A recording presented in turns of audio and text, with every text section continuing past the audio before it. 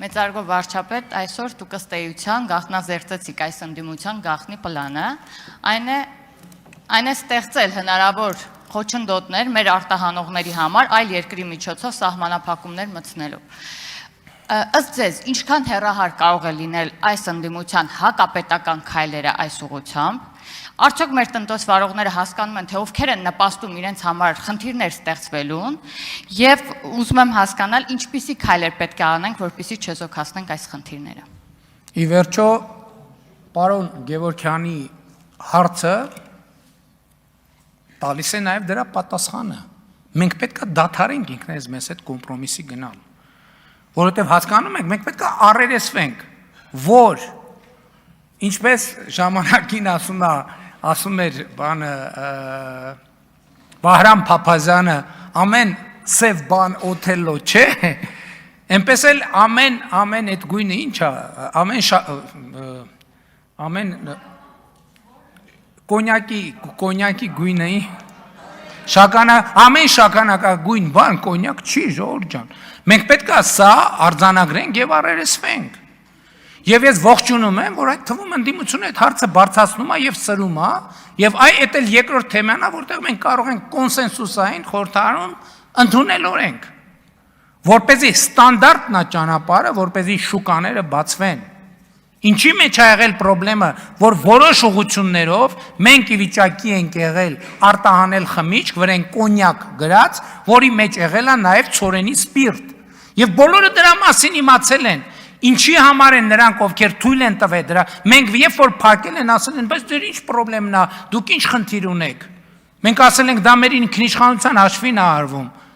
Եվ ինչի են նրանք, ովքեր թողել են, ինչի համար են թողել, որ անհրաժեշտ պահին փակեն եւ խնդիրներ ստեղծեն։ Էդ է այս պատմությունը, ամբողջ պատմությունը։ Եվ դրա լուծումը դիվերսիֆիկացիան է։ Ես ասել եմ, եթե հենց այսօր էլ Ռուսաստանից օրինակ հայտարարեն, որ վերջ բոլոր շուկաները եւ բոլոր ամեն ինչ բաց է,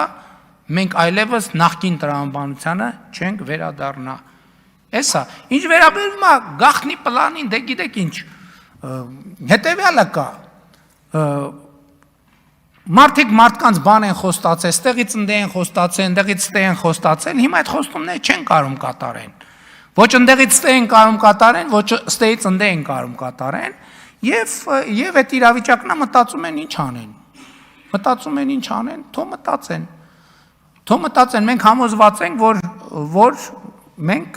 այս խնդիրը կլուծենք։ Այո, ինչքան պետքա կսուբսիդավորենք գյուղացիներին, բայց մեր սուբսիդավորումը պետքա լինի զարգացման ուղղությամբ։ Մենք այլևս կոնսերվացնելու ճանապարհով պետքա չգնանք։ Օրինակ գյուղատնտեսության ոլորտում հիմա ասենք բան ունենք, չէ՞, մենք